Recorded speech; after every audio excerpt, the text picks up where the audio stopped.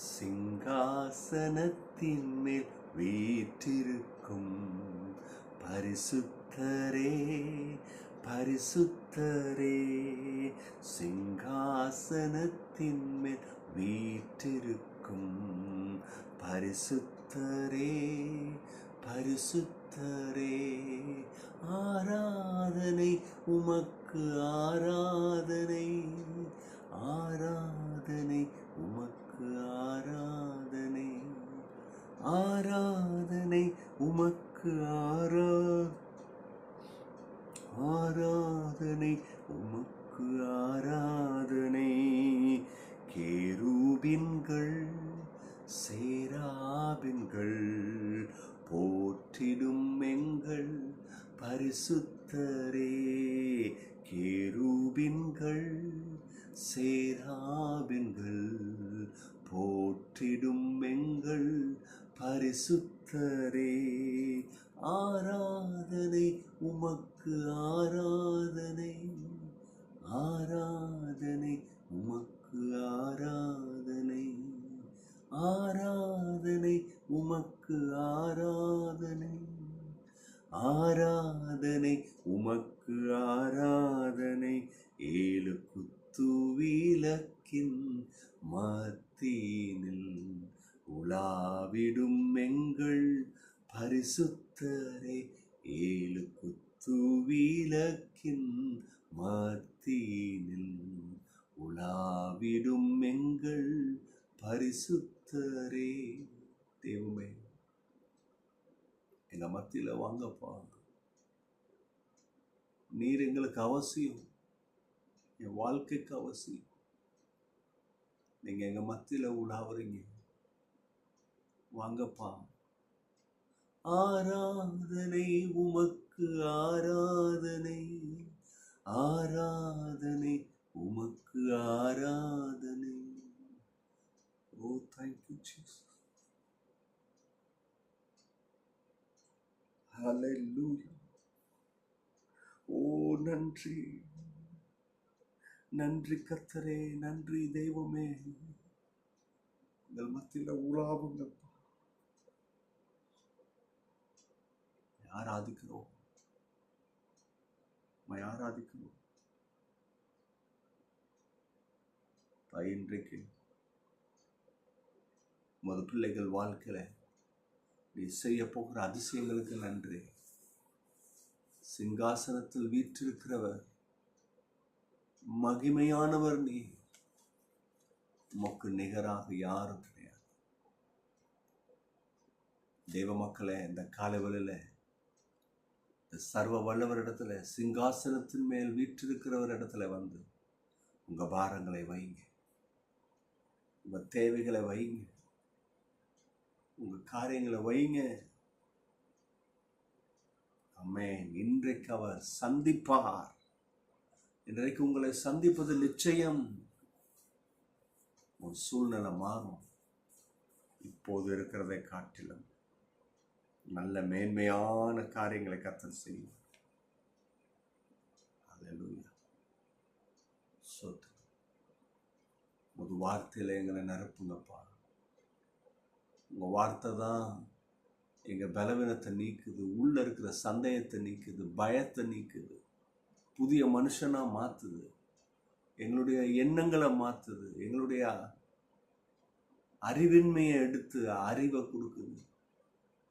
இன்றைக்கு உங்கள் வேத வார்த்தை யாரெல்லாம் தோல்வியில் இருக்கிறாங்களோ, கலக்கத்தில் இருக்கிறாங்களோ, சோர்ந்து போயிருக்கிறாங்களோ, நம்பிக்கை இழந்திருக்கிறாங்களோ, இப்போ இந்த வார்த்தை போய் அவர்களை சந்திக்கட்டும், தொடரட்டும், அவர்களை உருவாக்கட்டும்,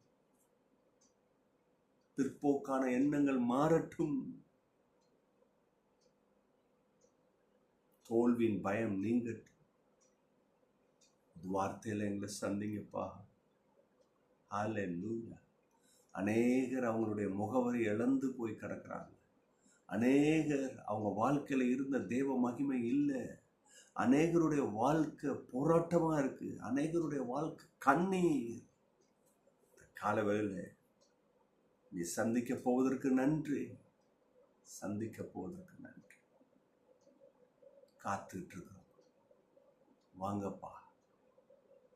அமேன், அமேன். எத்தனை பேர் நம்புறீங்க? இன்னைக்கு கர்த்தர் நாமத்திலே பெரிய காரியங்களை செய்வாராக. ஆமென், ஹல்லேலூயா.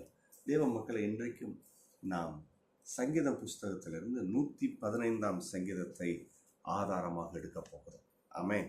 115ஆம் சங்கீதம், 115ஆம் அத்தியாயம், 11ஆம் வசனம். வசனம் எப்படி வருது? ரொம்ப அற்புதமாக அந்த சங்கீதக்காரர் சொல்றாரு, கர்த்தருக்கு பயப்படுகிறவர்களோ.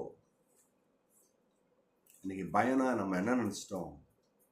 ஐயோ, கையை உடைச்சிருவாரு, காலை உடைச்சிருவாரு. பயம்னா வேற மாதிரி இருக்கு இல்லையா? பாருங்க, அந்த மாதிரி பயம் இல்லை. சில பேர் பாருங்க, பயந்து பயந்து செய்வாங்க அவங்களுடைய வேலையை. அந்த பயம் ஆபத்தை கொடுக்கும். அந்த பயம் ஆபத்தை கொடுக்கும். எப்படி? ஐயோ, இது கரெக்டாக தான் செய்கிறேன்னா, கரெக்டாக போகுதா, வேற ஏதாவது தப்பாக நடந்துருச்சுன்னா. பயம் ரொம்ப மோசமான காரியம். பைபிளில் பார்த்தோன்னு சொன்னால், யோபுன்ற ஒரு மனுஷன் பயந்தான். பயந்த காரியம்தான் அவனுக்கு வருது. என்ன பயம்? அழிவை குறித்து. அழிவு வந்துச்சுன்னா, இப்படி நடந்துருச்சுன்னா, அப்படி நடந்துச்சுன்னா. இது ஒரு நாள் 2 நாள் இல்லைங்க, பல நாட்கள் இந்த பயம் பயம் பயம். அந்த பயத்தினால் பயந்த காரியம் அவனுக்கு வந்துச்சு. இன்னைக்கு அநேகர் பாருங்க, வாழ்க்கையில் பயப்படுவாங்க. எதை குறித்து? பிள்ளைகளை குறித்து, எதிர்காலத்தை குறித்து. நான் நினைக்கிறேன் தோல்வியில் தான் முடியும், பற்றாக்குறையில் தான் போகும்னு நினைக்கிறேன், என் வேலை போயிடும்னு நினைக்கிறேன் இல்லையா, நான் அதில் சர்வே பண்ண முடியாது. சூழ்நிலையை பார்த்துட்டு இம்மிடியட்டாக டிசைன் பண்ணுறாங்க மைண்டில். இல்லை, I think it is not possible. அப்புறம் கடைசியில் நடக்குது. அப்புறம் ஏன்டவரே என்னை வேலையிலேருந்து தூக்குனீங்க, ஏன் எனக்கு இந்த வேலை போச்சு, ஏன் இப்படி ஆகிப்போச்சு, ஏன் இந்த பிஸ்னஸ் இப்படி ஆகிப்போச்சு? உங்களுக்குள்ளே தானே பயம் இருக்குது. உங்களுக்கே ஆன்சர் தெரியும்.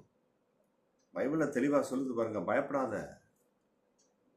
அப்போ கவனிங்க, கர்த்தருக்கு பயப்படுகிறவர்களோன்னு வருது. அப்போ கர்த்தருக்கு பயம்னா என்ன?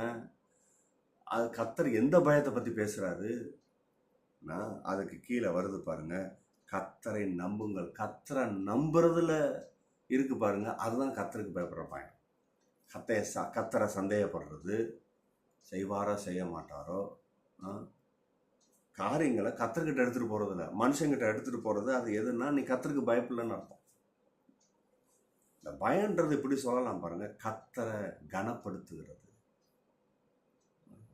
அதனுடைய அர்த்தம் அதுதான். கர்த்தரை கனப்படுத்துறது, கர்த்தரை நினைத்து கொண்டிருப்பது,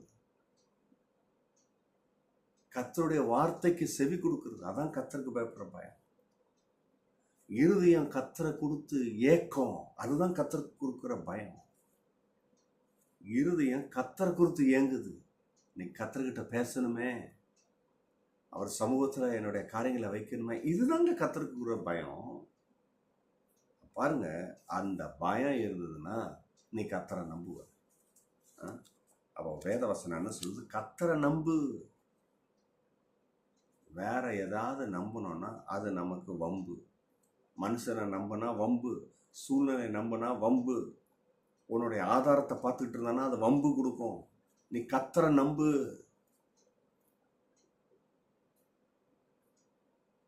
ஏன் நம்ப முடியல? நீ நம்பாதது காரியம் எதை காமிக்கிறது தெரியுமா? மட்டுப்படுத்திக்கிட்டு இருக்கிற, கர்த்தரை மட்டுப்படுத்துற, கர்த்தரால ஒன்றும் கூடாதுன்னு நினைச்சிட்டு இருக்கிற. அவர் தான் சொல்றாரு, என்னால் எல்லாம் கூடும். கண்மலையை பிளந்து தண்ணீர் கொடுத்தவருமா? ஹல்லேலூயா. செங்கடலை 2ஆ பிளந்தவர். ஹல்லேலூயா. வானத்தை திறந்து மன்னாவை கொடுத்தார். அம்மே, இன்னைக்கு அதே அதிசயத்தை நம்ம மத்தியிலே செய்ய கர்த்தர் காத்து கொண்டிருக்கிறார். கரங்களை தட்டி கர்த்தரை துதிப்போம். இப்போ கவனிங்க, கர்த்தரை நம்புங்கன்னு சொல்லிட்டு இப்போ ஆன்சரை கொடுக்குறாரு. இது வசனத்திலே ஆன்சர் வந்துடுது. எப்படி? அவரோ அவர்களுக்கு துணையும், அவரோ அவர்களுக்கு துணையும். நீ கர்த்தரை நம்பணுன்னா பயப்படும் பொழுது தான். பயனா நான் என்னன்னு சொல்லிட்டேன் அவங்களுக்கு. அப்போ நம்பும் பொழுது என்ன நடக்குது? அவர் நமக்கு துணையாக இருக்கிறார்.